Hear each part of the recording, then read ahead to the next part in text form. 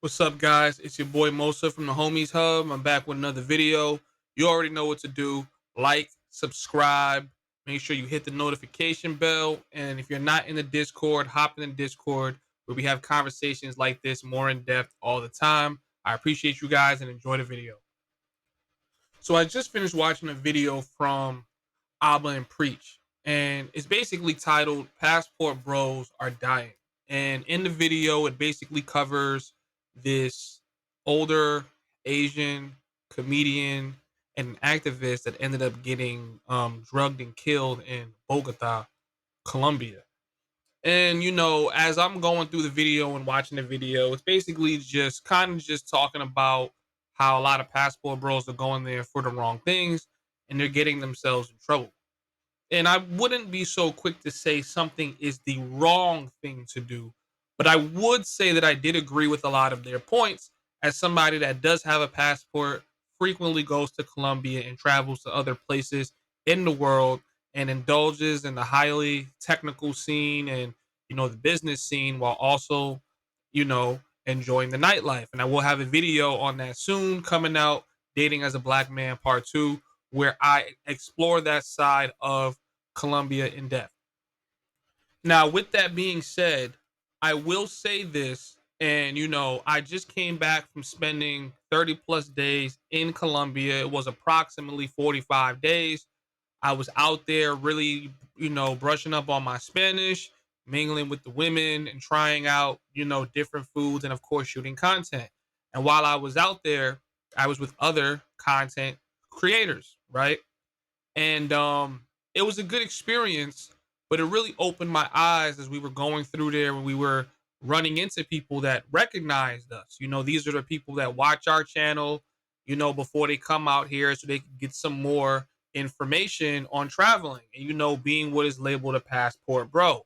Now, as of currently, being labeled a passport bro is almost kind of like a slur in a way. It's kind of like a category that you don't really want to be placed in. However, let's really just cover what passport bros are doing on YouTube, right? What I've noticed and what I saw one of my fellow content creators get called out on was for lying and selling an idea of what it would be like to visit a certain place. Now, a lot of passport bros sell you on the idea that the women over here are much more submissive, they're more feminine, and they're just overall better than women in the USA. Now, with that being said, I can agree with a lot of these points as somebody that has traveled outside of the country and gone to multiple countries. The USA does not tend to have women that are on the particular standard or the beauty standard, the femininity standard, and the fitness standard that us men prefer as to versus what we are getting to experience in other countries. However, with that being said, there are very important things that we have to talk about that Abba and Preach did highlight in this video. And one of the biggest things that we have to talk about is that there are strong cultural differences that the longer you spend in the country, you start to realize. Now, at first glance, if you're a week warrior or a weekend warrior, you won't really get to see or recognize these things. But the longer you spend there, you start to realize that even though these women are more beautiful and more fit, there's always a trade off. There is always a trade off. And for me, what I can personally tell you was my safety was compromised.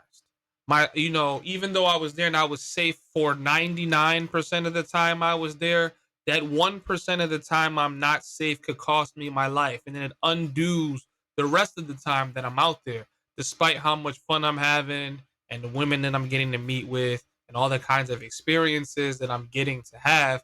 At the end of the day, these women don't really want anything to do with a foreigner if the foreigners are not coming with money. And a lot of guys try to pretend to themselves that their charisma, their charms, and their good looks is what makes these women to be super attracted to them. And that's not to say that it is not true, right? On a physicality standard, black men And men that are coming from the States tend to be bigger men in general. And a lot of those women do like those things. But we have to account for the fact of what is their initial and main attraction to us, and that is our financial status. Now, because of how the country is structured, because of how things are, which I've covered in one of my previous videos, women can get away with murder.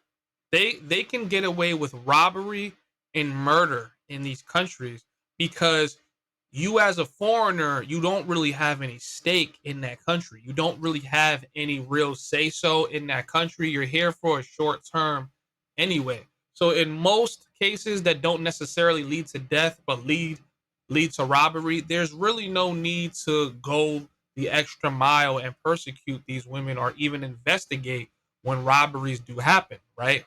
Now, stealing one item from you, whether it be a laptop, phone, or a camera, means paying off rent and feeding their family for months, right? So instead of trying to work harder for the money, it's very easy for them to take shortcuts. And now we have to look at their economy.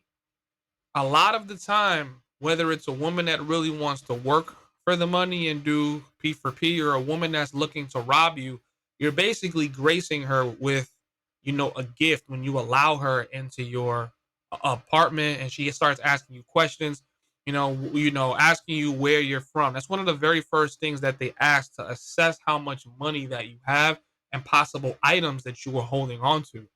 And as I was noticing that, I would realize that these women, especially when they seen I wasn't really interested at a certain time at doing P for P, well, they would then change what they wanted into, well, we can have something like mutual benefits. All they want to do is to be able to be in your face.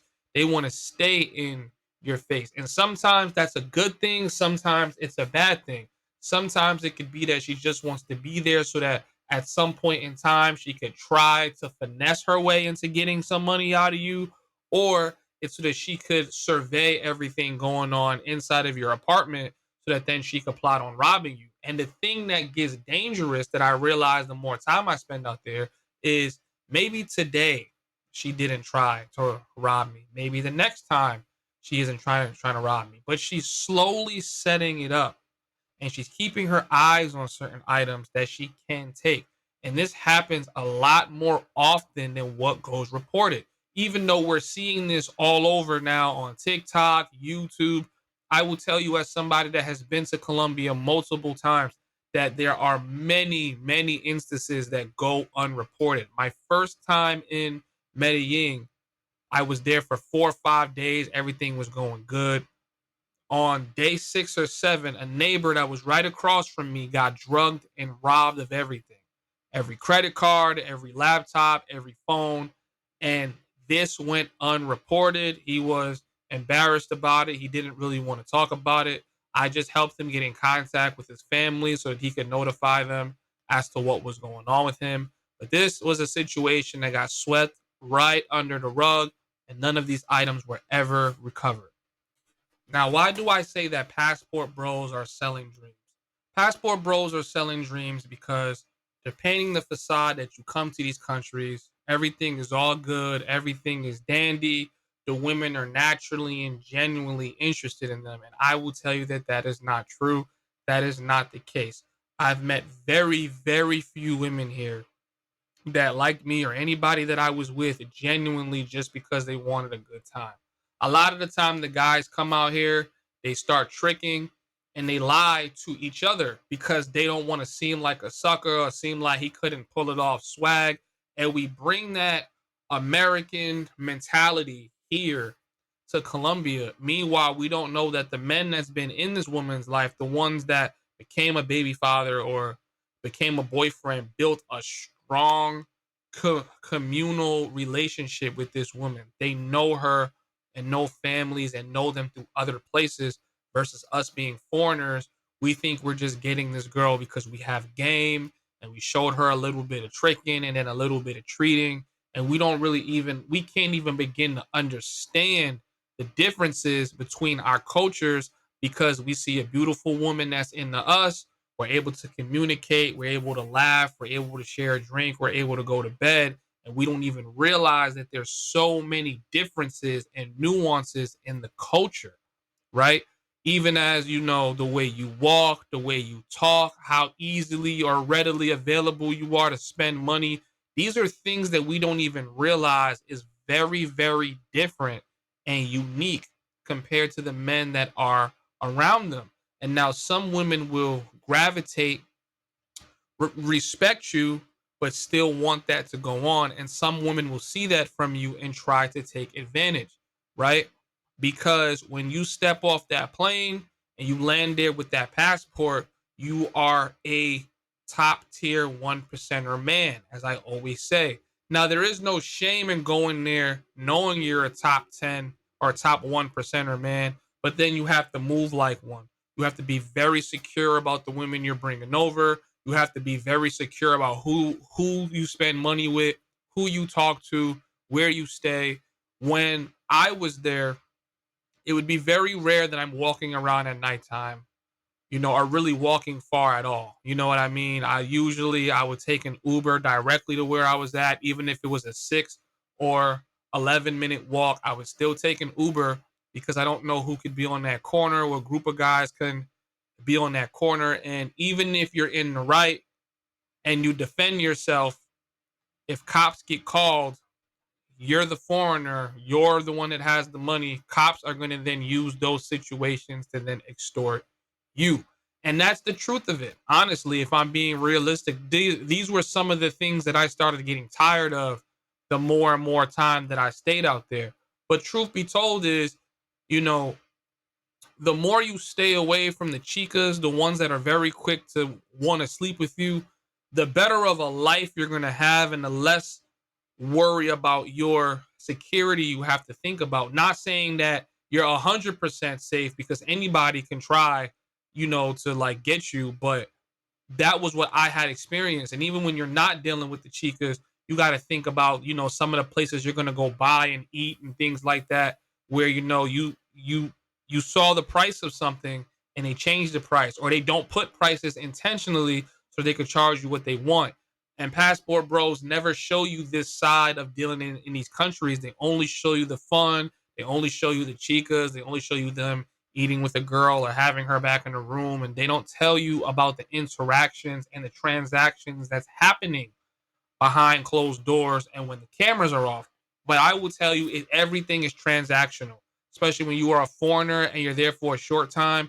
Everything is transactional. That's not to say that this is every girl in the country. It's not to say it's every relationship. I know some of you guys are going to be in the comments talking ish and not really making sense of what I'm saying. Is the majority makes the rule. And I'm not going off of my own experiences. I'm going off of several of the experiences of all the men I have met as I've traveled that are from the US, that the women instantly treat the foreigners as transactional relationships.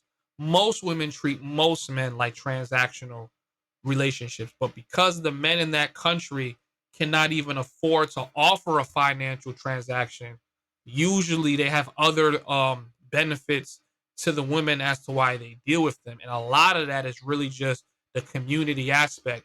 Women there really love the idea of a foreigner understanding the culture and understanding the language because it makes them more personable. But because most men are going down there with a translator, most men don't know the culture, don't know how to properly navigate, all of them instantly put you in a bucket of short-term interaction, extract what it is you can.